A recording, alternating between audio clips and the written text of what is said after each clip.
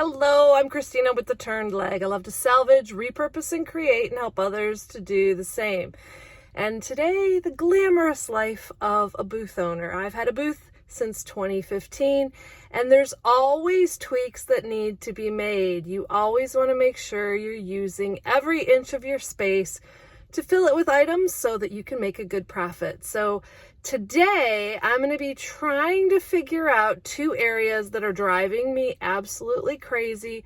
They are just not filled with items, as you can tell, and they're just not perfect. So I've loaded up the car with a whole bunch of possibilities, and I will take you along to see if we can figure out a little bit more reorganization in my booth space. You're probably looking at the space going, what's wrong with that space? It looks pretty good, right?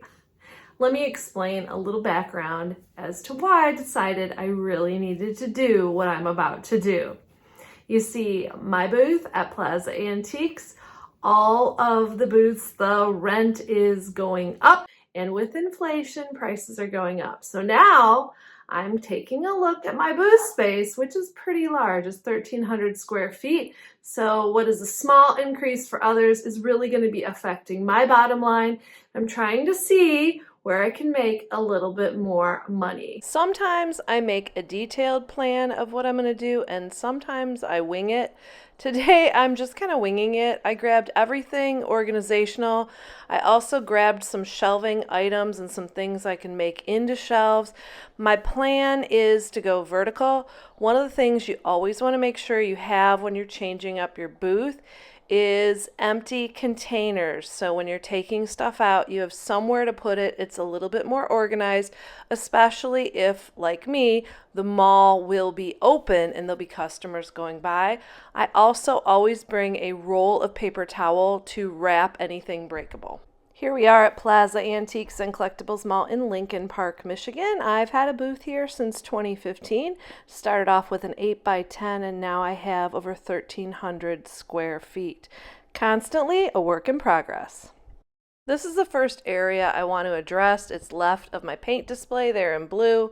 And it's just shelving that doesn't have much on it.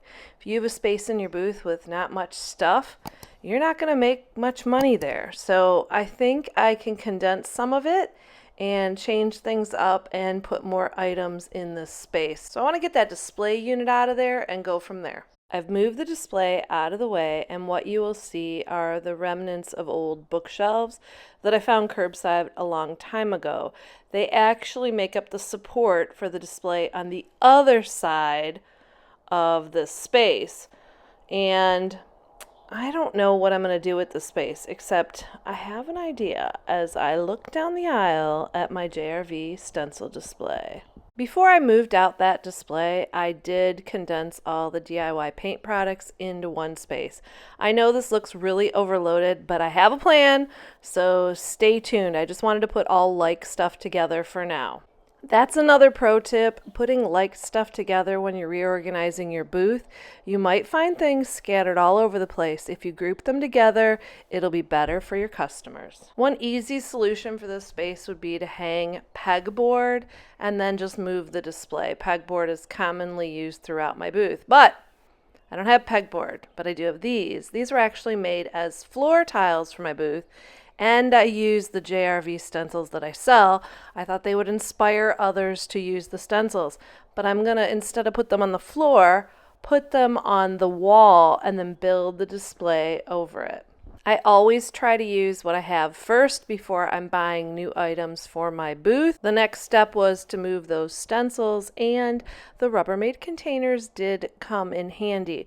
While I'm moving the stencils, it's a bit of a mess, but I am taking time to go through and check inventory, make sure everything is grouped together and labeled. Perhaps you can see these little chalkboard rounds that I'm using that I got at the dollar store. I'm using them to organize the stencils so the customers can find the stencils they're looking for more quickly. It is the end of day one. I have to pick up my daughter from school, but as I'm leaving, I notice empty, dead wall space. Do you see it? This end capped here, the side of this cabinet.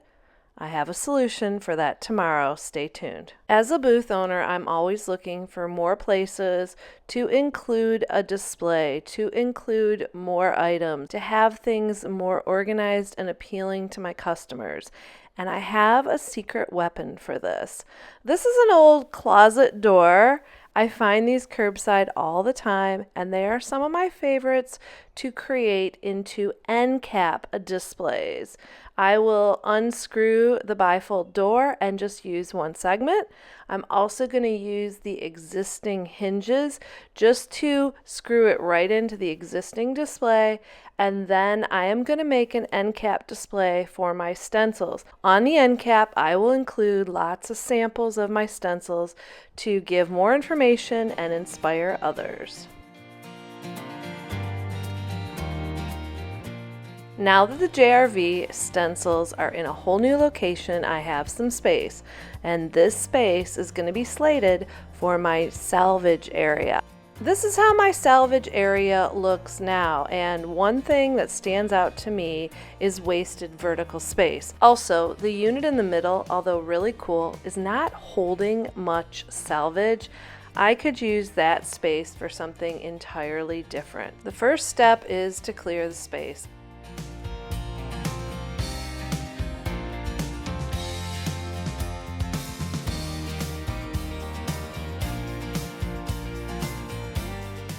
I brought in this great storage unit, and the shelves in this are adjustable. Best of all, because it's all wire, you can really see through it and see all of the salvage that I'm going to put in this display. Above the salvage window, I have a window that shows people a whole bunch of good ideas on how to reuse old windows. But notice it's kind of hard to read. I'm going to have to fix that. I also have empty space at the top. Now it's time to turn my attention to my turned leg display. I found a way to condense them in an old hamper that I put a burlap sack in. I'm using the bottom of a bird bath too. I want my salvage display to be salvagey. I also want to bring all the legs up to eye level to make it easier for my customers to shop. I'm once again out of time for today, so the salvage is pretty much all located to its new spot. I still have lots of work to do tomorrow. One of the things I do when I work in my booth is I make notes, and I noticed one thing I really needed was more signage. So I created a bunch of signs last night. This is a sign for my rice paper, which of course links to videos on my YouTube page. I also brought in some construction paper to put behind that window, so it was easier to see all of the information on how to use old windows. If you want some inspiration, you can click on the link to the video above. And I made a new sign for my salvage area using an old cupboard door and got that positioned right above the salvage display. You probably already know how much I love salvage, and I think of it as art. So in my display, I decided to hang some cool salvage on the wall, kind of like art pieces. I should probably also mention that I did swap out one of my displays and bring in some patriotic items.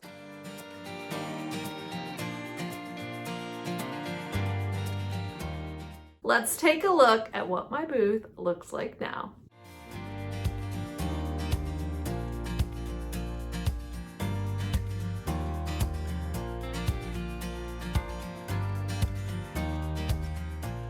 Here is the new JRV stencil display. I love the new area. I did add more lights, which I didn't mention.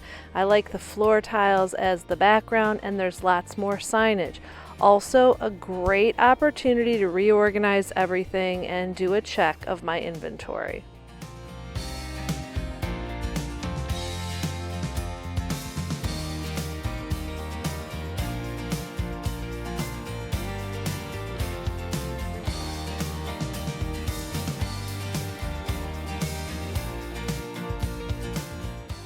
Since I had to move things from the previous display into the DIY paint display, I had to do some reorganizing to get it all to fit.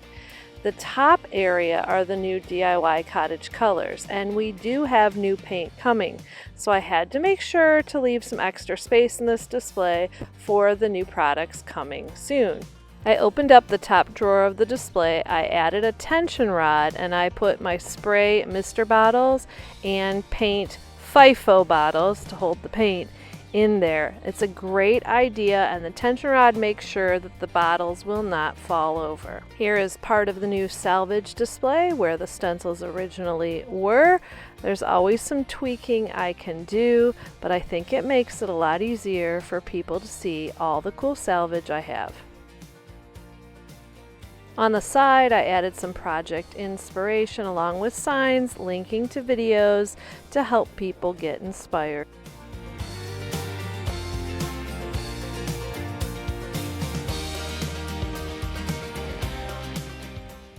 And around the corner we have spindles and legs and larger pieces of salvage in a nice display using much more vertical space.